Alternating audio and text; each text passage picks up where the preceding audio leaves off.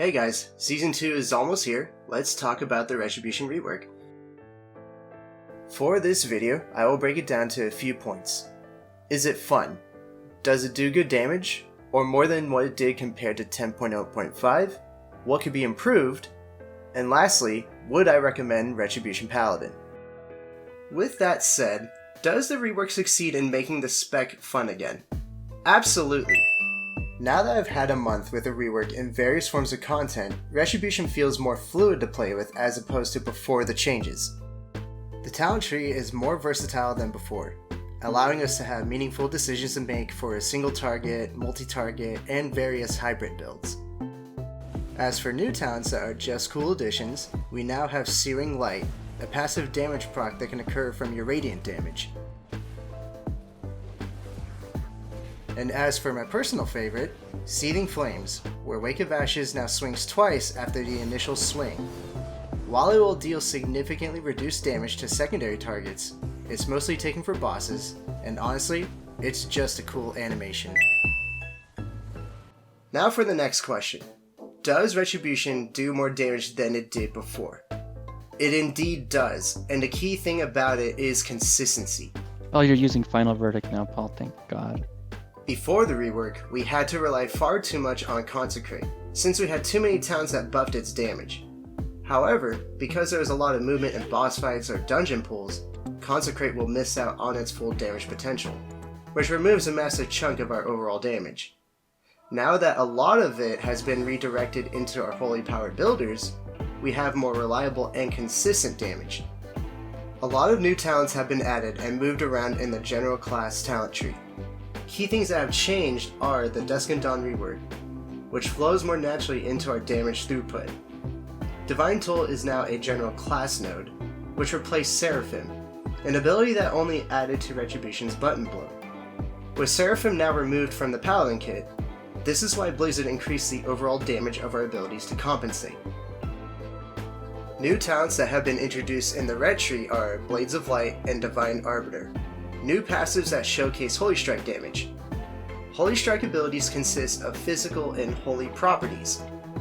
The long story short for Holy Strike is this. If the target is more susceptible to physical damage, the ability will calculate physical damage. If the target is more susceptible to magic or holy damage, then the ability calculates it as holy damage. In other words, it doesn't do 50-50, it will do one or the other. For a multi-target, Blessed Champion allows our Crusader Strikes and Judgments to cleave, with secondary targets taking reduced damage. Having cleave damage is very helpful, but what's more important is Judgment being able to hit several targets regularly now, because that means if more targets have our Greater Judgment debuff, our Divine Storm will be contributing even more damage consistently. With Burning Crusade and Searing Light, these two talents are mainly taken for mythics or multi-target builds. Searing Light will proc whenever you deal radiant damage, and with Burning Crusade, that also means Divine Storm, Consecrate, or Divine Hammer also count. If you have Templar Strikes, this will also count towards proccing Searing Light. However, if you have Blades of Light talented, Templar Strikes will be converted to do Holy Strike damage instead. Because of this, I recommend that if you're going for a Searing Light build, consider foregoing the Blades of Light talent route. So now comes the question, what could be improved? Because nothing is ever perfect. First up is the auto attack talent, Crusading Strikes. I feel this talent was severely nerfed into the ground when 10.0.7 launched. I completely understand that its holy power generation was insanely high, so now it only generates holy power every other swing. Honestly, it's fine. However, its base damage is much lower than the normal Crusader Strike and Templar Strikes, and now it cannot benefit from Wind Fury Totem. As a result, I never see this talent taken ever, myself included. So either the base damage needs to be buffed, or it needs to be able to benefit from Wind Fury again. Otherwise this talent will always be skipped. Next up is Divine Hammer. I honestly really like this version of our Consecrate for Mythics, but it cannot compete with Consecrated Blade because of this one fact. You only have to hit Blade of Justice to activate Consecrate, using Consecrated Blade. No one likes to hit a Consecrate button as a Ret Pally, myself included. Divine Hammer used to provide a holy power in PTR, but now it doesn't, so pressing it feels worse now. It either needs to provide holy power upon pressing it, or you could do one of two ideas. The first one would be Divine Hammer procs off of a Divine Storm. Or, to keep things simple, it could proc off of Judgments. Doing this will allow us to keep our combat flow going, and Divine Hammer can naturally flow into our kit better. Last but not least, and I know a lot of Paladins talk about this all the time, is our mobility, which is more like a wheelchair. Memes aside, our mobility actually got fixed with one crucial update. Divine Steed is off the global cooldown. This single-handedly fixed a lot of issues for Paladin, as it could mean life or death. Another good change that occurred is the base duration is extended to 4 seconds, which is honestly not bad.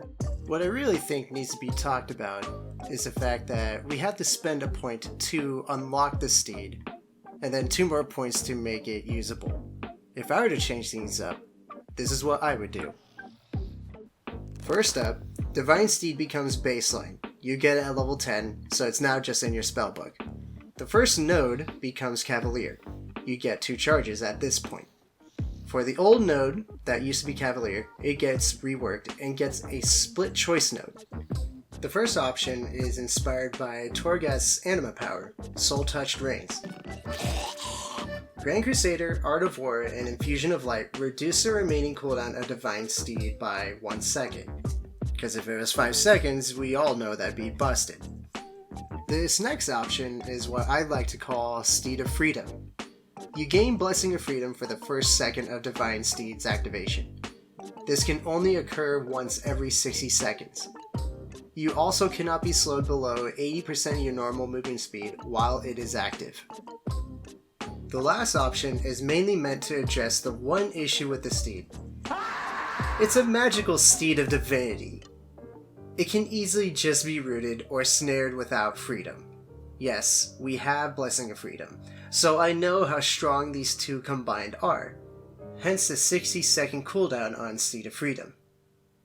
Our mobility is in a decent spot now, but these would be changes I would make to reduce redundancy and to have more meaningful choices, as opposed to just mindlessly clicking on these nodes, just so we can get to Avenging Wrath. With the critiques out of the way, now comes the big question. Can I recommend Retribution Paladin? Absolutely. If you like the theme of being a Holy Crusader, a frontline fighter that can dish out some hefty damage, provide clutch utility saves with Blessing of Protection, Sacrifice, Lay on Hands, Blessing of Freedom, then this might be for you. If all of these team support abilities don't appeal to you, however, why bother? When I play Ret Paladin, I play it for its theme and its entire kit. I love being in the front line with my tank and my melee team, and if someone like the healer is close to dying, I can quickly send a Lay on Hands to save them. This is probably not used a lot among Ret Pallies for some reason, but using Blessing of Sacrifice, or Sac as I like to call it, can potentially save a tank if used properly. I personally will sack my tank during a massive pull and bubble myself. That way they get damage reduction, and any that would potentially transfer to me, I'm immune to the damage during the bubble. If you have your other mitigation tools like Shield of Vengeance or Divine Protection, those are also very good to use while using Blessing of Sacrifice. At the end of the day, if you're a new player, a returning player, or like me, where you dropped Paladin for a bit because it wasn't fun, and you were thinking of trying it again, I'd say give it a go. You may just like it. This is honestly for me the best version of Ret Paladin I've played in all of WoW's time, and I can confidently say I will walk into Season 2 with it. Thanks for watching, guys. I hope this video helps you decide if you want to try Ret Paladin out. I definitely had a lot more to say about the rework, but then the video would be more like a 30-minute plus video, and I don't care to watch or make videos for that long for this kind of subject. If you yourself main Ret Paladin, let me know what you like most about it, or would still like to see changed. If you're new to WoW, or you were thinking about giving Ret Paladin a shot and have any questions, feel free to drop a comment down below. I'll see what I can do to help you out. Until then, this is WarPup. Take it easy, have fun in the Dragon Isles, and see you later. Oh. No, that's the teleport one. Oh.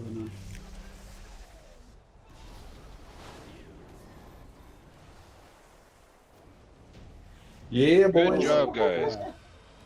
Oh my god, you guys did it!